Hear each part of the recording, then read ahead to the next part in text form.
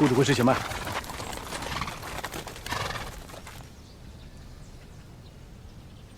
怎么了？新少保可有所发现？太子可有明示？这些血浮屠藏匿之处离这里还有多远？过了前方山谷就是。这山谷，三面环山，一面环水，的确是伏击之良地呀。幸亏有新少保提醒。可还有别的路径啊？回少保，从两侧山路亦可到达，但太子命令于虚实会合，若是要绕路而行，怕是要到亥时才能赶到。既然是太子下了命令，又没有其他捷径可走，纵然前方是龙潭虎穴，咱们也得闯闯了。这。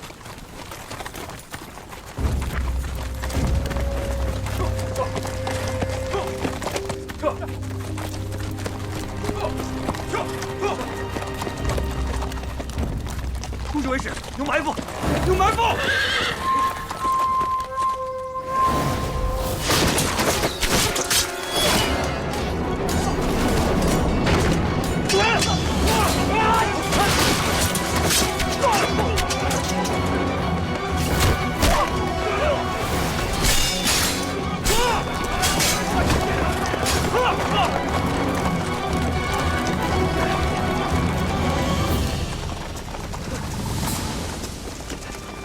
绞杀血浮屠者，赏黄金100两。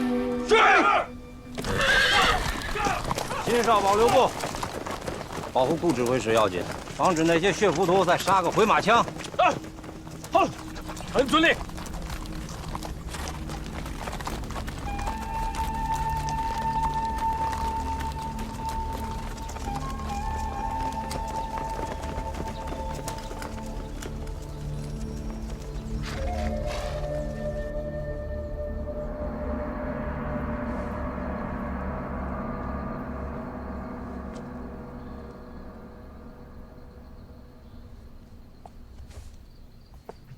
新夜来访，有什么急事吗？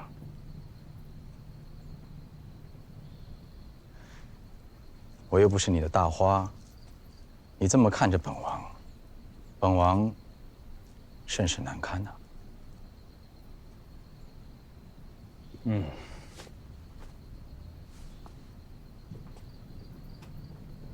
一将功成万骨枯。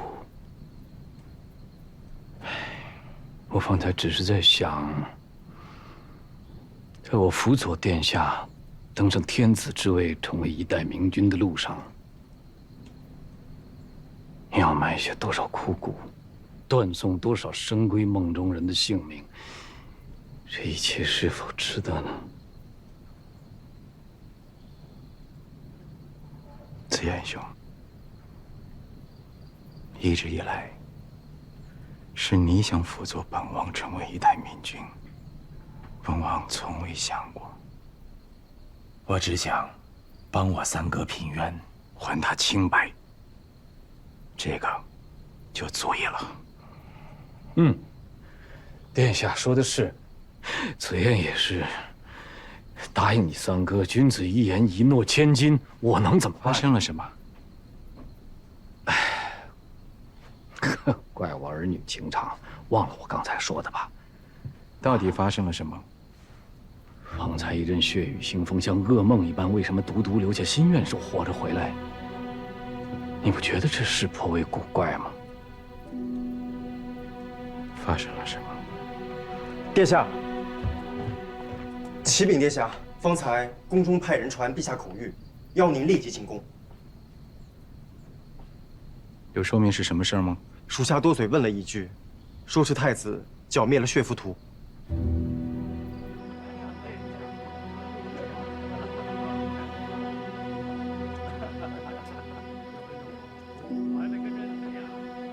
方才的一场血雨腥风像噩梦一样，怎么就独独留着我活着回来？你不觉得此事相当古怪？金宇为刺杀案本就是捏造的，哪里有什么血浮屠啊？可如今太子是如何发现的呢？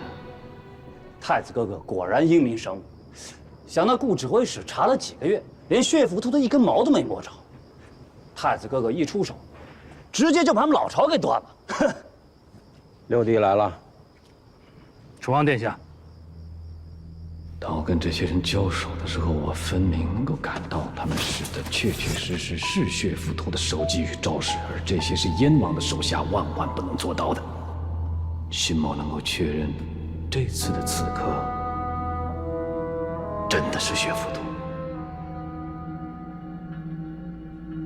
送人质。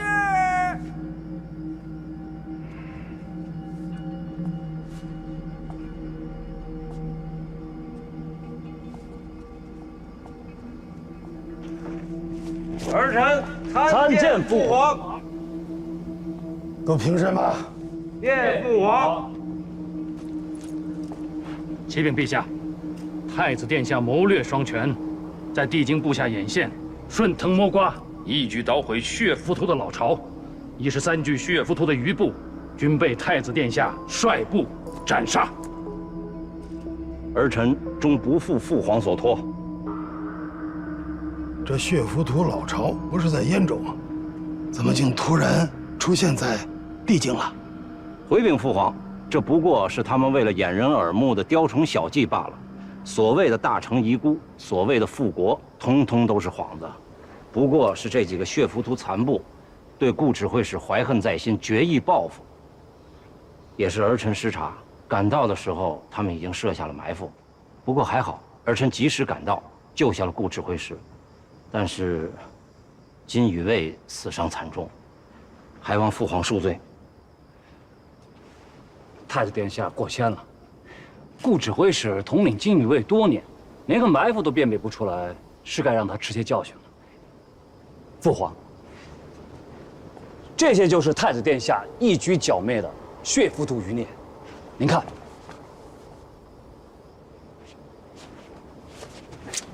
还。他脸上那痦子生得跟怪物一样，谁会要他？启禀殿下，昨日一共有13名耕族失踪了。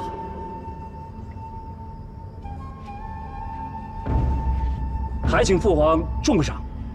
太子殿下，奴婢就要长住，当前惊了圣驾。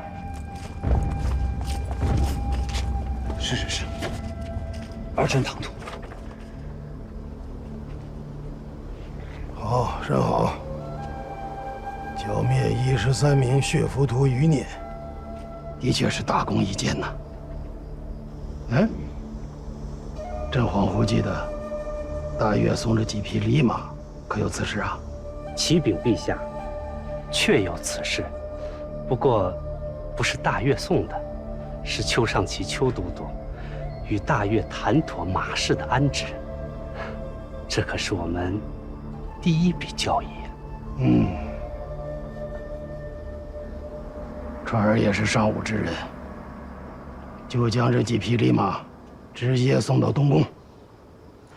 儿臣谢过父皇，你也辛苦了。儿臣不敢，这是儿臣分内之事。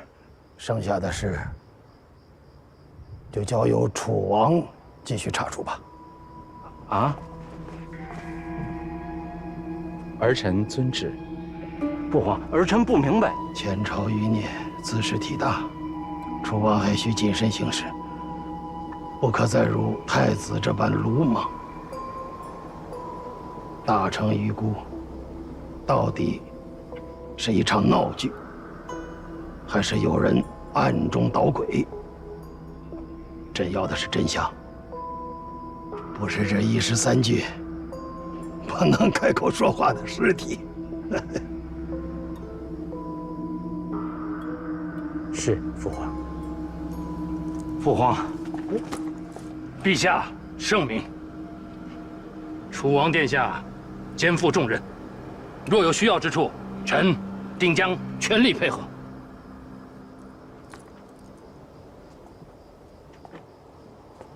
摆驾回宫。恭喜太子哥哥，恭喜！殿下，真了不起啊，太子哥哥。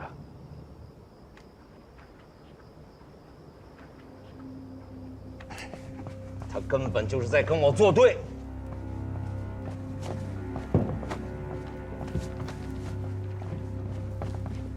舅父，我真的有点乱了方寸了。您说我父皇他到底什么意思？这一次一次的，难不成他真的想废了我这个太子？他敢！若不是我整个明海常侍替他坐镇，他能坐稳这江山？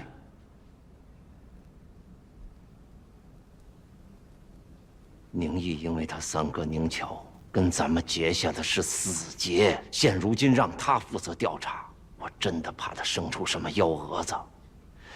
舅父，您怎么就能同意了呢？万一他弄出个大成遗孤来，太子，你怎么就忘了呢？舅父当日说过的话，何来大成遗孤？何为大成遗孤？我记得，顾恒手里抱着的就是大成遗孤，无错。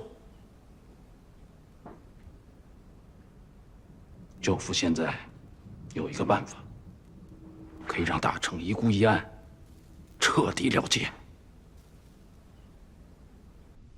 陛下，为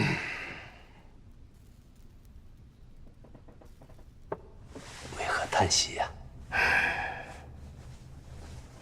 太子殿下除掉了血浮屠，本是好事。朕也希望他是个好事啊。是朕多心了，只不过，陛下在问起血浮屠老巢何以从燕州变成了地京附近时，太子虽对答如流，但似乎避重就轻了点儿。正是，似乎是防着朕有此疑问，早已经备好了答案。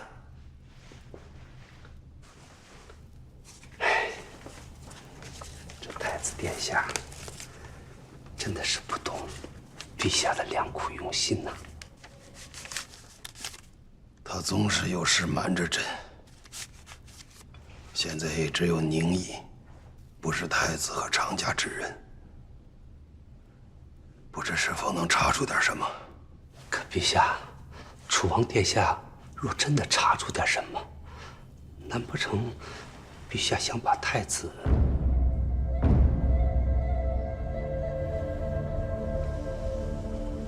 陛下，老奴多嘴，失言了，陛下恕罪。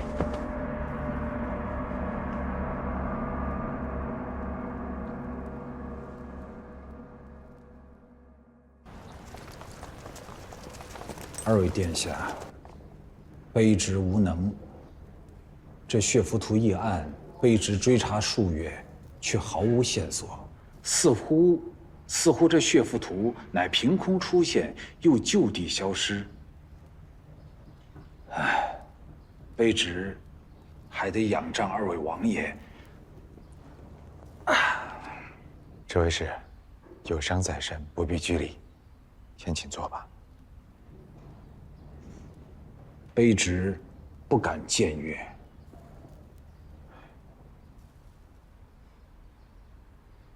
行了，顾指挥使，在本王面前就不用拘着了，又不是第一次来你这儿，跟平时一样。坐吧。孤言谢过二位王爷。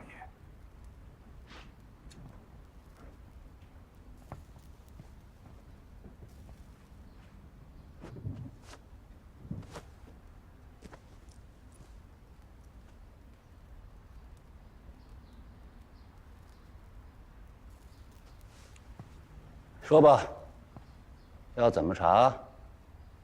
既然六弟找本王来帮忙，本王也不会藏着掖着。顾指挥使，你是真的没有线索吗？真的没有线索。怎么？六弟还怀疑顾指挥使有所隐瞒？金宇卫查找血浮屠余孽，惨遭暗算。数十位兄弟丢了性命，本王相信，顾指挥使你比任何人都希望查出血浮屠背后是什么人在捣鬼，对吗？但本王同样怕的是，有人刻意对你隐瞒真相。看着我做什么？啊，这是太子殿下直接安排的行动，事先本王什么都不知道啊。明人面前不说暗话，楚王殿下意有所指，卑职倒也是明白得很。虽说我顾某无能，但是执掌金宇卫10数载，我至少明白一个道理：这查案讲的是真凭实据。如果楚王殿下只是凭着无端猜测、空穴来风就想大做文章的话，那顾某只能向陛下请罪。我金宇卫没有这个本事。好，说得好，顾指挥使果然是名不虚传，识大义，讲气节。刘弟，听见了吗？现在什么线索都没有，咱们就别在这儿瞎耽误功夫了。顾指挥使，本王给你一个主意，也许可以帮你拨开云雾见青天。哦，若果真如此，那卑职先谢过楚王殿下。指挥使之前说，血浮屠凭空出现又就地消失，但只要是人活在这世上，总会有些亲朋旧交吧？不可能真是雁过无痕吧？楚王的意思是？本王的意思就是说，你我手上有这些尸首，所以总可以找到那些认识他们的活着的人吧。楚王殿下言之有理，虽说这法子好似大海捞针，却也好过毫无头绪。那卑职立刻去办，陈尸于衙门外，再张贴悬赏的布告。若是有人能把他们认出来，不行。赵王殿下有何不妥吗？不妥，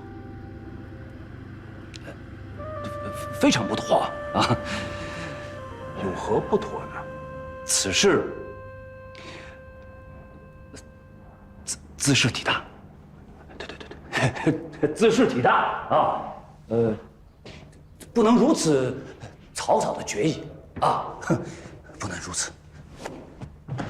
兹事体大，哎，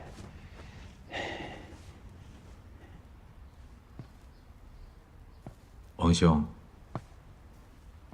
那本王就来揣摩一下。王兄，你是什么意思？可好？啊，陈尸之举太过血腥残忍，有违父皇以仁义治国之用心，可对啊？对，本王就是这个意思，啊，父皇宅心仁厚，对大臣旧臣也是多有怀柔。哦，朝中不乏像顾指挥使这样的两朝重臣，如此陈尸之举，令他们看到难免心寒呐。赵王殿下，此言差矣啊。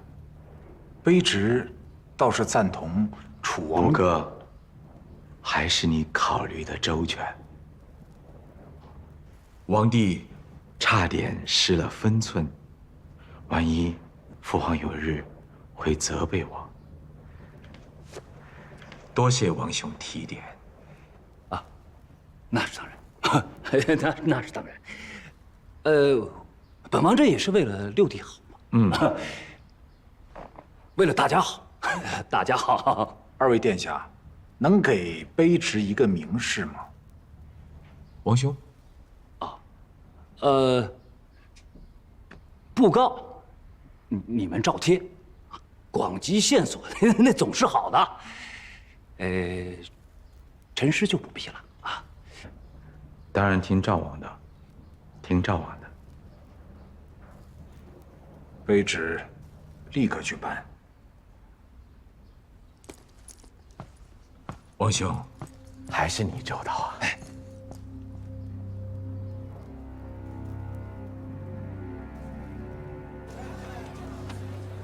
这是什么？走去看看。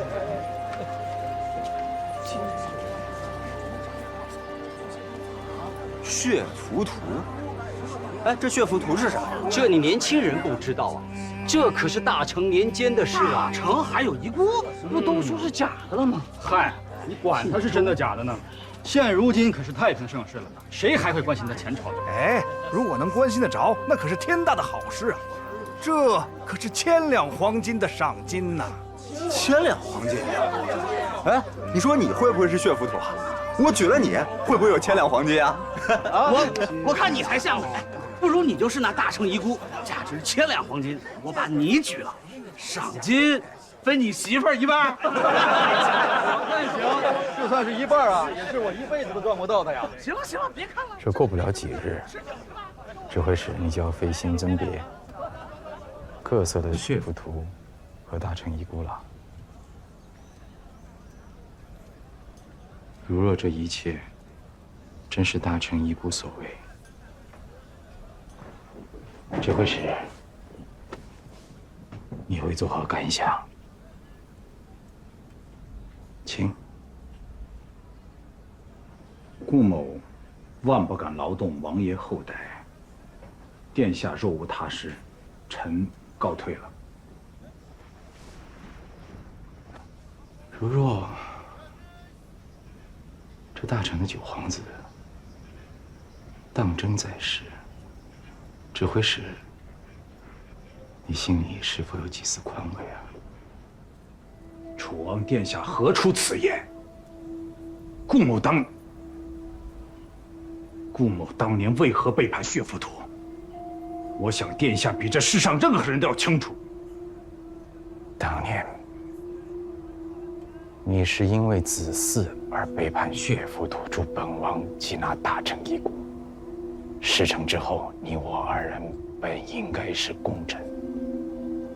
但本王重伤醒来之后，你已经是太子殿下的入幕之宾，而本王已被父王摒弃。这10数年，大成遗孤竟然出现，而父皇偏偏又让本王来查此案。指挥使，你说这是因果不虚，报应不爽吗？楚王殿下，您这番话，无非是想让顾某再次背叛太子而已。像我这样一个反复无常的小人，本来就应该得到报应，不劳殿下费心。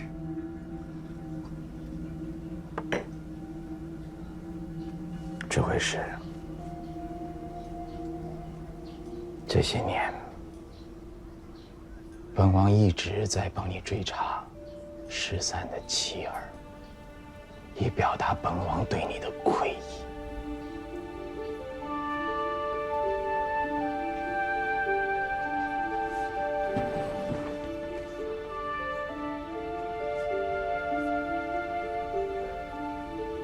这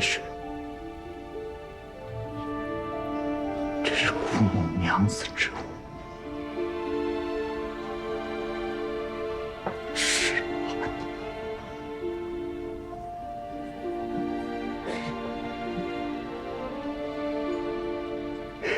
一心全无。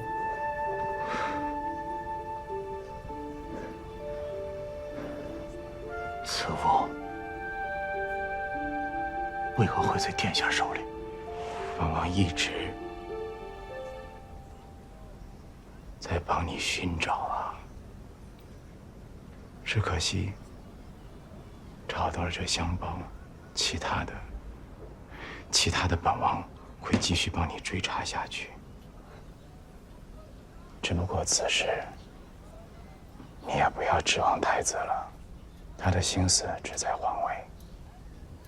如果他真有心，你也不会18年还不能与亲人团聚。太子是何许人也？顾某18年前就看得清清楚楚。殿下说的没错，太子一心只在皇位。那您呢？嗯？您又是何许人也？您自己看清楚了吗？一个8岁的孩童，拿着别人妻儿的性命做要挟，逼他成了一个叛贼，害死了自己的长兄，还要以一个尚在襁褓中婴儿的性命来换取太子之位。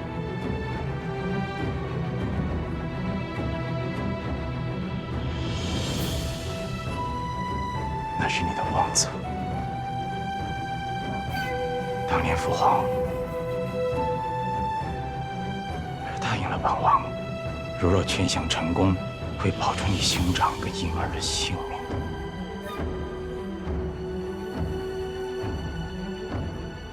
妄测！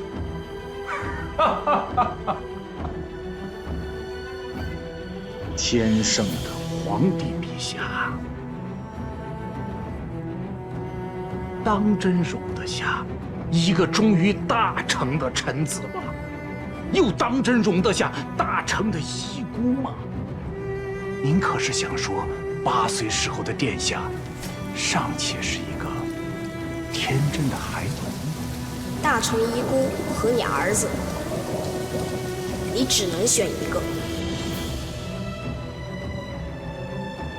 太子之位，与一个陌生婴儿的性命比起来，楚王，您会如何取舍？扪心自问，您和太子又有何区别？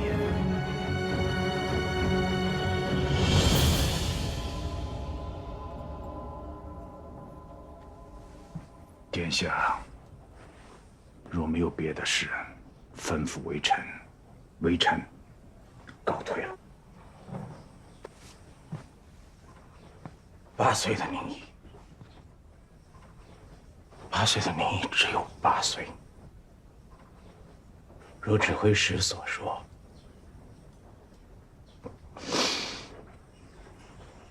他确实是一个天真、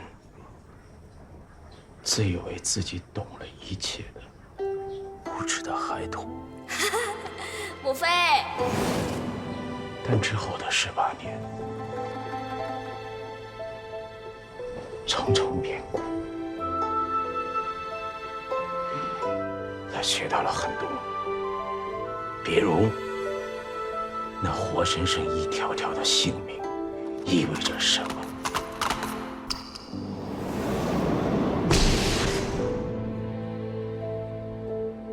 指挥使，听令。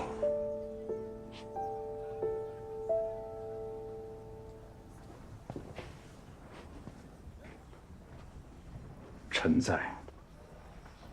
金宇威，从今日起，全天暗中监视赵王明言，不得有误。若有半点泄露，军法处置。殿下说来说去，不过还是兄弟博弈权位之争，暗中调查皇子，此乃犯上之举，恕微臣不能听命。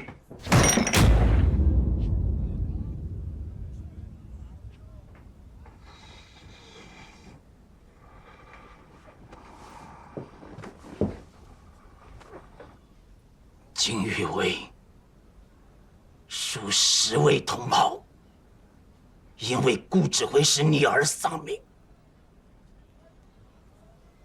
你不想知道真相吗？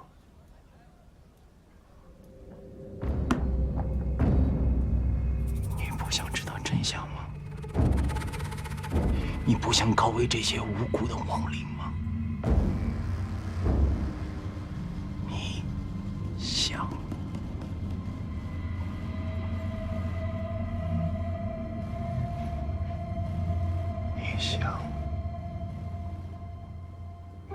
你是不是觉得那些尸体有些蹊跷？不但蹊跷，我还认为明年已经明白这其中的蹊跷。好，那我这就派人暗中去调查此事，不过宁言如此鲁莽，他要是真的知道了什么，很快也会露出马脚来的。此次就不劳烦紫燕兄了，已经有人代劳了。哦，这么说又有什么能人之士拜倒在了姑娘的石榴裙下呀？哎，顾言，你说服他了？嗯，说服，呵。当年确实是本王逼他反了大臣，又累他兄长跳崖殉国。推己及人，换作是我，这样的死结也是很难解的。那你为什么还要让他去调查宁言？倘若他跟太子勾结在一起，那不是给了太子防范之机吗？高手对局，拼的是一个谋略的布局，有些时候还是要赌一下的。本王就要赌太子心狠手辣，不达目的誓不罢休。我还赌，我赌那顾言对他同袍有肝胆相照的兄弟之情。但是本王也只有这一次机会可以收服他，但前提就是他自己发现他自己的真相。那是赌输了吗？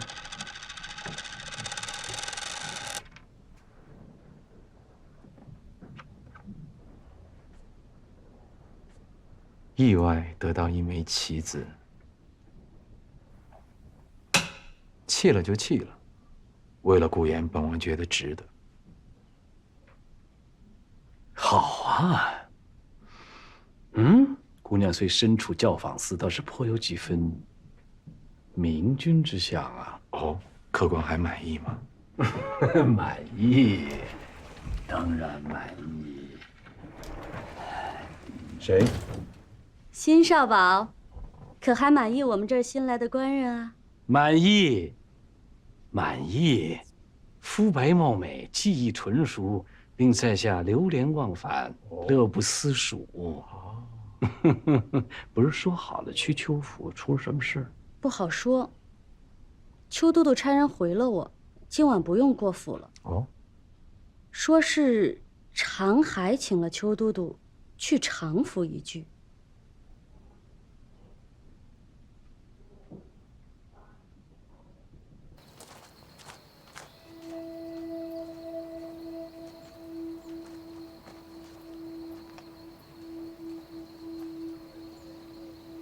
邱某见过长公。邱都督来了，跟常某过两招，切磋切磋。邱某不敢。邱都督这是怎么了？畏畏缩缩的，是把武德二字视为玩笑，还是瞧不起我常某人呢？既然长公那么看得起邱某，邱某得罪了。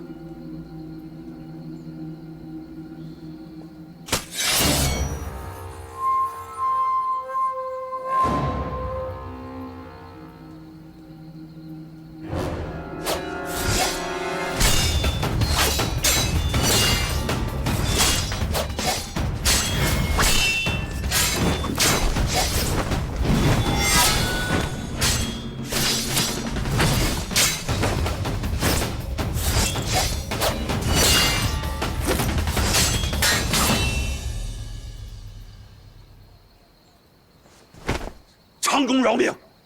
饶命！自打你暗自收留令妹之日起，邱都督的性命就已经搁在这剑尖上了。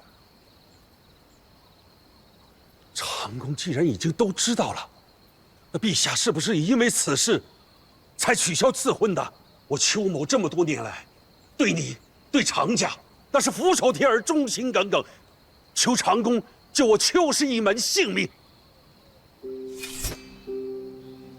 那就要看，在你邱都督的心目中，是你邱家一家老小的性命重要，还是你们兄妹情深重要？这个是大越国送给老爷的新茶，是他们那边的特色。这个味道呢是有点奇怪，不过你们也肯定没有喝过，我就当是来给大家尝个鲜好了。如果你们不喜欢，春姐，干嘛呢？有苍蝇，你没听见啊？啊，有啊，这不知道哪儿来的玩意儿在这嗡嗡嗡，这烦死了。这个苍蝇在哪儿啊？来，去拿东西来扇扇。让你再吵，让你再吵。哎呀，别动，飞了，在这儿。哎，别动，别动，别动！哎，打死你我！浩儿，哎，我到屋里。阿娘。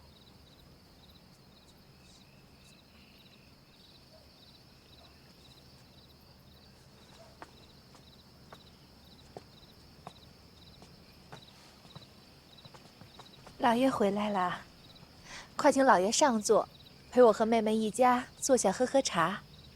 这一家人虽然都在一个府里，但也很少聚聚，说说话。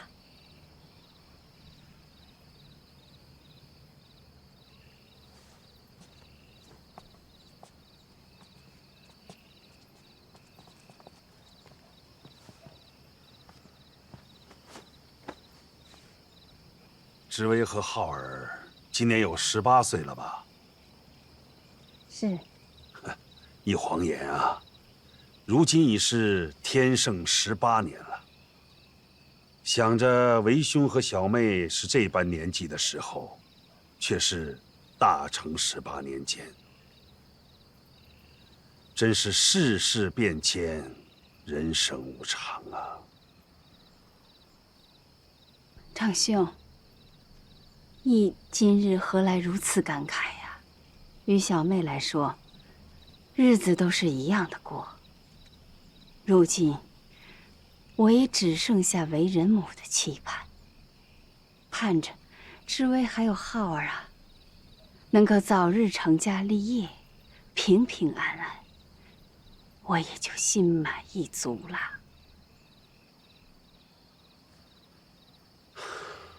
先是血浮屠，如今又闹出了大成遗孤，哀帝9子，哪一个不是和你那个亡夫有着莫大的干系啊？如今陛下取消了婚约，你别忘了，夫人地上的庚帖，那可是凤知微呀。仅凭一副庚帖，陛下又怎会得知知微的身世？当真是可怜天下父母心呐！这眼看着就要清明了，之前姨娘做事莽撞又粗心大意的，这么些年来清明祭奠先人，居然把知微和凤浩的阿耶给落下了。哎，不知他姓甚名谁，忌日又在何时？奴婢之前做事多有得罪，就让奴婢为凤家做些什么，好将功补过吧。吴姨娘的心意，明英心领了。只是当初是明英有辱门风，还请吴姨娘不要再提及此事吧。哎呀，时过境迁，再怎么说她也是一双儿女的阿耶呀，理当要的。住口！这是我的意思。邱府上下，任何人不得过问此事。要是再多嘴，我就把你送去和刘管家作伴。是，玉华不敢，玉华知错了。好了，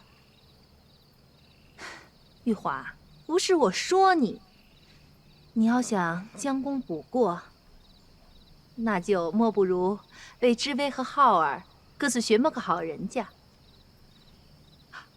对了，陈府，我记得陈府好像有一对龙凤胎的双生子，论年纪嘛，应该和知微、浩儿相仿。夫人提醒的对呀，陈家乃是书香门第，那对龙凤胎呀，奴婢也是见过的，真是长得一模一样啊！要不是一个穿着女装，一个穿着男装，我还真分不清楚。你们说有趣不有趣啊？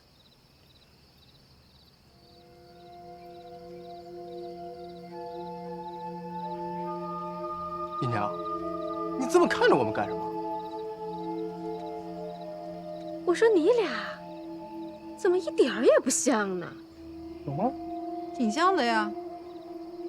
龙生九子，还各有不同呢，这也是寻常事嘛。既是双生，怎会有这么不像的呀？五姨娘，你东拉西扯到底什么意思啊？今日你到底是来赔罪，还是来造谣生事的？上回你安排那刘管家做出那起子阿扎勾当，怎的啊？没如了你的意，不甘心吗？如今又想往我阿娘身上泼脏水吗？啊！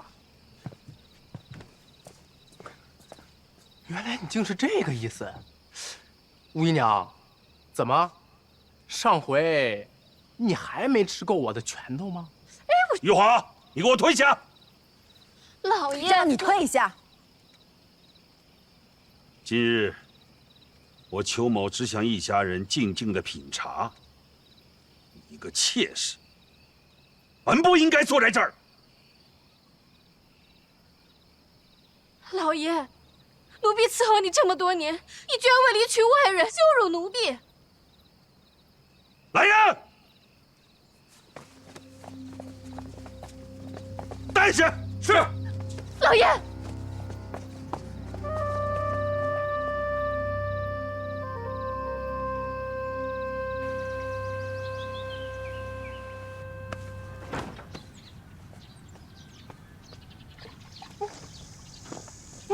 你家相公还没回啊？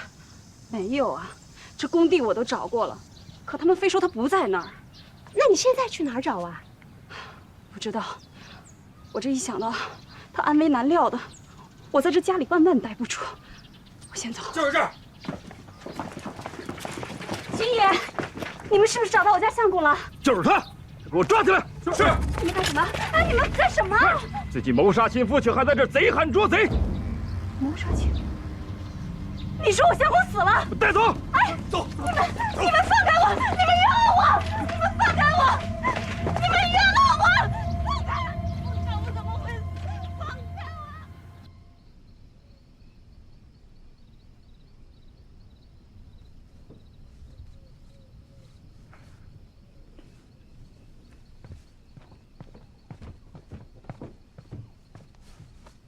殿下，那名民夫已经被收押。药已都准备好了。好，你先下去吧。是。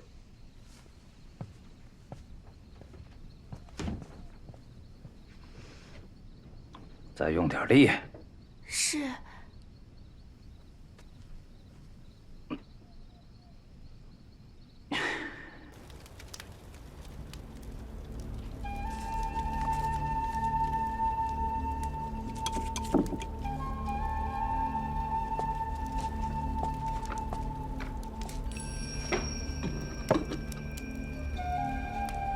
吃饭了。我是冤枉的，我丈夫怎么会死了？他现在人在哪儿？我是冤枉的，我是冤枉的，我冤枉的。别敬酒不吃吃罚酒了。我不要吃饭，我要见青天老爷，我要见他，我要申冤。行，我知道你是冤枉的，你先老老实实把饭吃了，我就带你见青天老爷。你得吃饱了，才有力气申冤呢。我吃饭，你就带我去见他。好，我吃。我吃。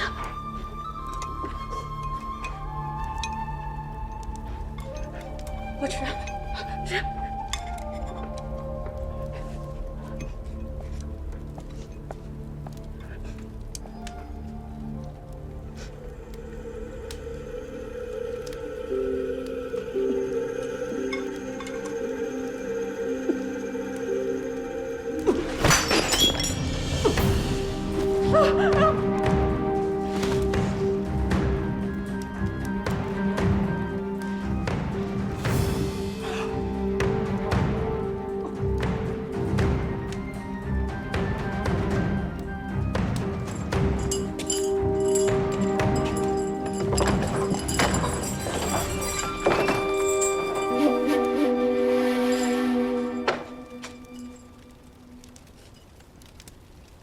带走吧。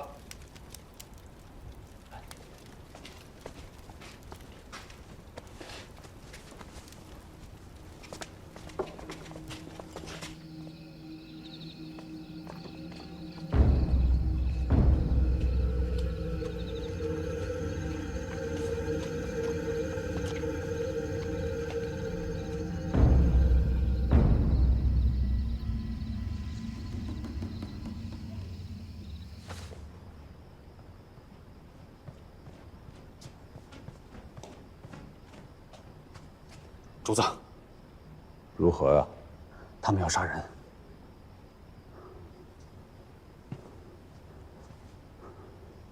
救下来了吗？嗯，调好了毒药，扮成运尸人直接扛了回来。有人发现吗？有。你怎么如此大意呀？是太子的人，还是赵王的人？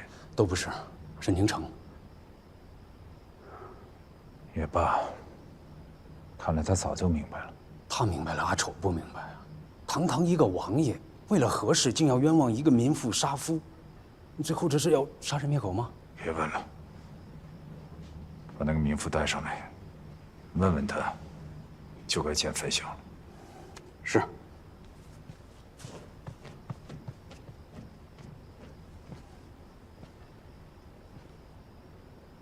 官爷，这是怎么了呀？是要带我见青天？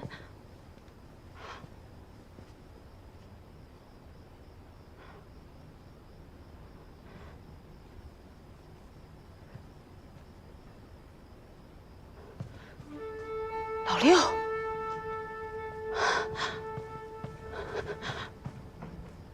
黑子。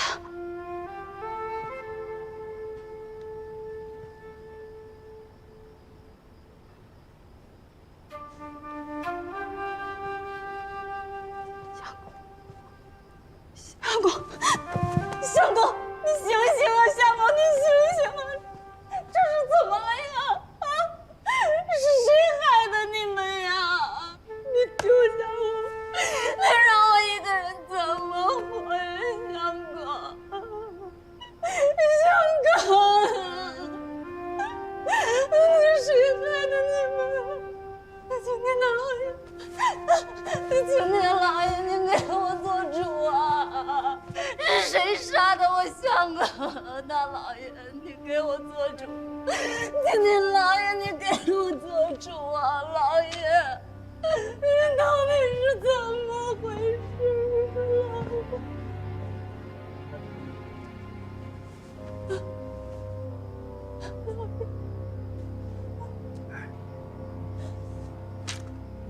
拿着这些银两，远走高飞，不要再回来了。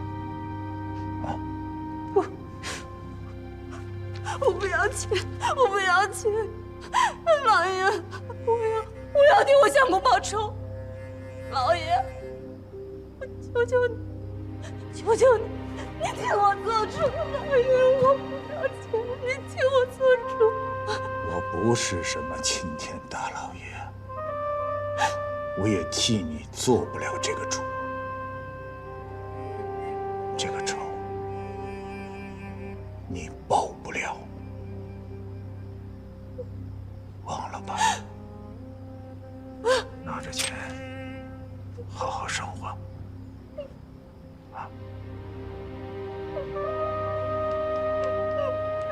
走了。老爷。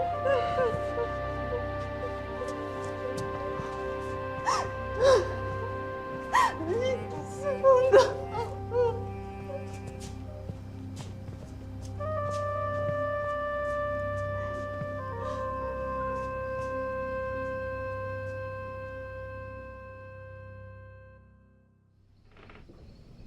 可怜这些修取的根祖，死得好冤，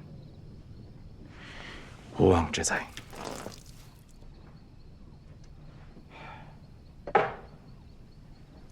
主子，我还是不太明白，照你的意思，那赵王看见尸体的时候，他也懵了，显然太子的这个计划是瞒着他的。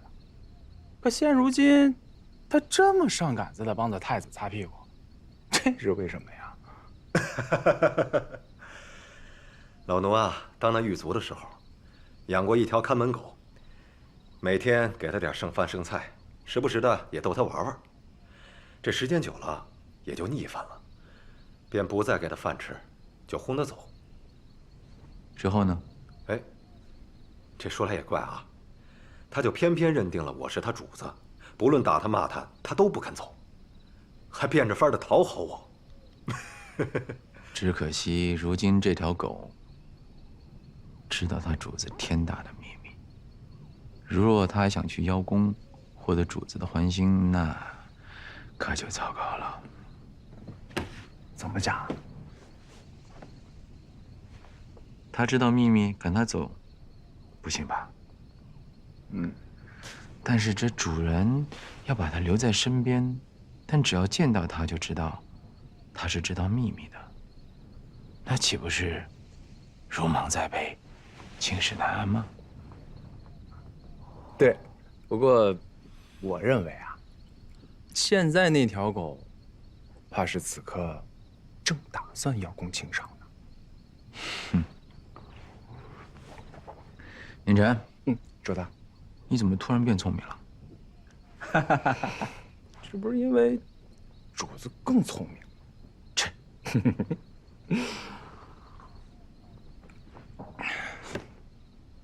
迎春，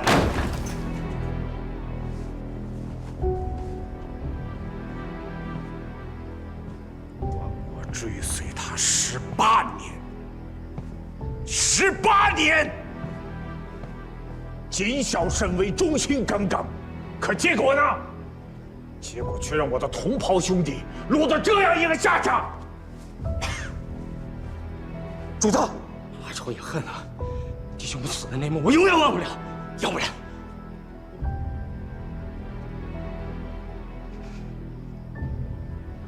一个锦衣卫的指挥使和一个民夫有区别吗？我来告诉你，没有。匹夫何以汉书？他是王，我是奴才。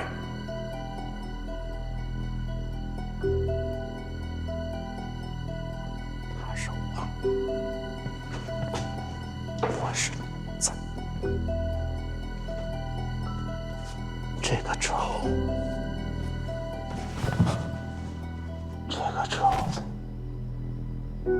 我报不了，我报不了。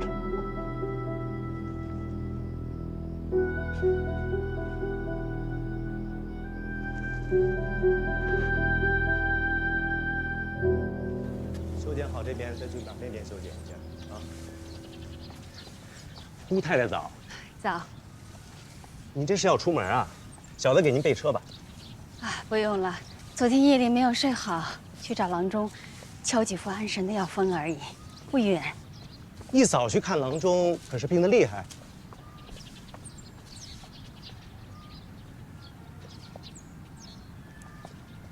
吴姨娘早。早。看你这样子，昨天晚上是没睡踏实啊？怕是以后都睡不踏实了。哟，这是怎么了？刚才姑太太也说昨天晚上没睡踏实，这不，着急着去找郎中开药去了。邱明英去找郎中？是啊。这么早？小的也正纳闷呢。他是往哪个方向去的？小的没细看，刚走。吴姨娘，您这是要去哪儿啊？让小人给你备车吧。不用了，我也去找那个郎中开几副安神药。这是什么郎中啊？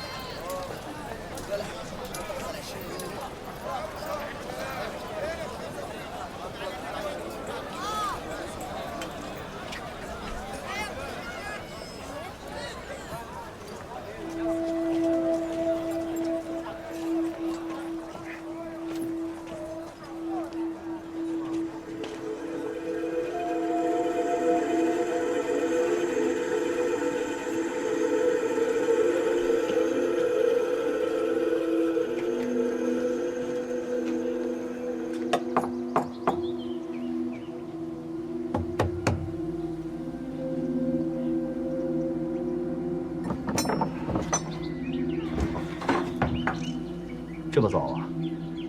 是出什么事儿了吗？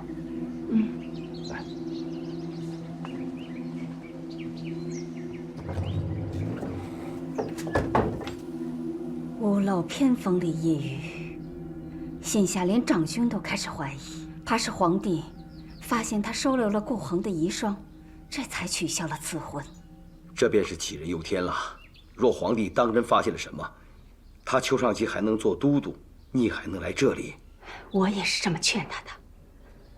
可是昨天晚上有一件事情，更加让我心忧。那吴姨娘竟然开始怀疑知微和浩儿不是双生子。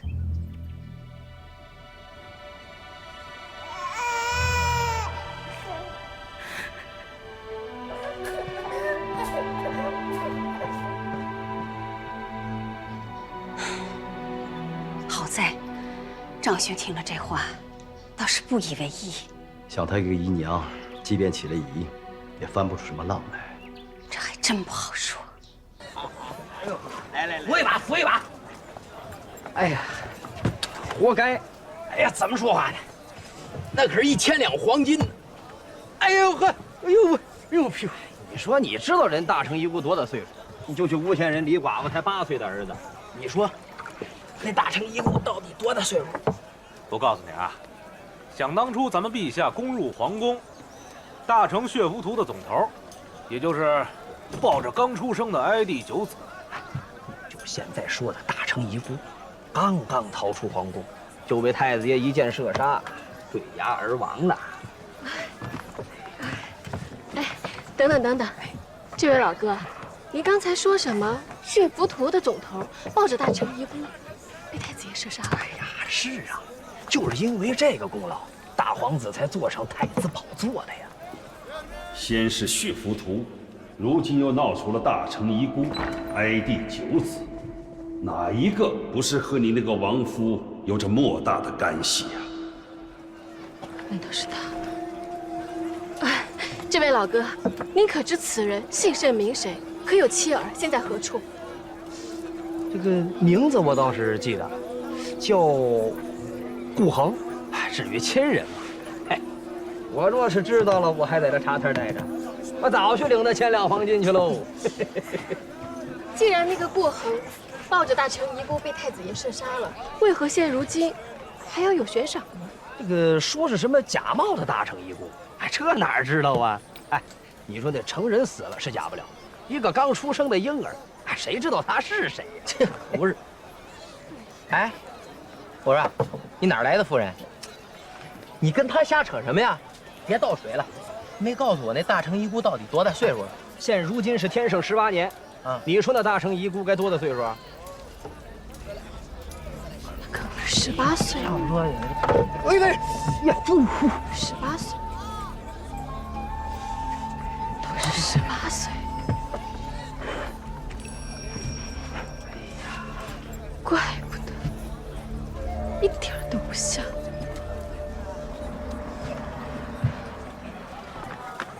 这个真好看，也衬得上你的皮肤。好看吗？这个真好看。这些个蜀锦，各位姑娘可还满意啊？六郎带来的蜀锦哪有不满意的呀？就是，看着可喜欢了。让我看看。这数日不见你就面庞丰腴，看来兰香院的饭食不错嘛。啊？新少宝，你来啦！来啦！怎么就你们3个姐妹啊？那你贵宾不能这样哎呦，楚王殿下，真是巧啊！哦不，六郎，小裁缝，你看你这是花团锦簇，风光无两，子夜有礼了。啊，免礼免礼。嚯，要说风光，怎么比得上你们太子爷呀？又立了大功，父皇又赏了大月的礼马，应该是很舒心吧？舒不舒心，殿下过几日自己就知道了。告示贴出去以后，立刻弄的是满城风雨，人心惶惶。结果呢，这金宇卫的门槛都快被骗子给踩烂了。看看，少保这话虽然不中听，但也确实是实情。本王真是，唉，这苦差事，伤透了本王的脑筋啊！六郎可真是犯愁了呀！啊，这到底是什么样的难事儿呀？不可说，不可说。下一次啊，新某给你带一好哎，信少保，都说您是诸葛在世，这天下就没有您解不开的难题。这难对哦，不如少保给六郎参谋参谋，出出主意。我给六郎不合适。少保啊，来，参谋参谋参谋，对，我们去屋里。那。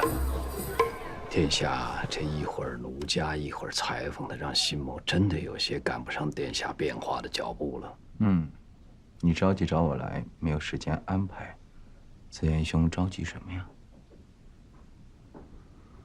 太子今日急召顾言前去东宫，这也是情理之中啊。召见顾言，打探我查案的虚实，有什么值得着急的呀？那万一顾言跟太子和盘托出，你可留有备手啊。没有啊。对呀，那我怎能不急呢？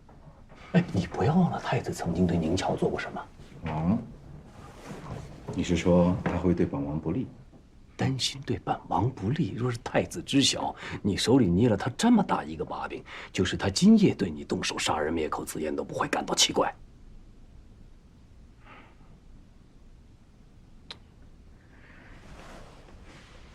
子言兄说的有道理，但本王选择相信顾言，他一定不会说。好，相信，我们一起相信，天下太平，平安无事，非常好。来，子言兄，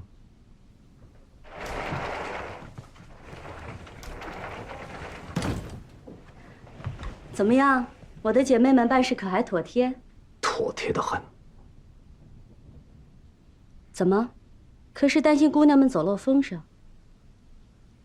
放心吧，倘若有人问起，只说是六郎想找少保参谋一二，知道少保不乐意，才想了这么个辙。即使那边知道了，也是合情合理的。不用担心走漏什么风声，反正楚王殿下也活不过今晚。出了什么事情？哎，道九，他吓唬你的，危言耸听。好，搁往日你可以将此称为危言耸听，今日大不相同了。太子手里握有真正的血浮屠，你要是死在血浮屠手里，他照样可以逃脱得一干二净。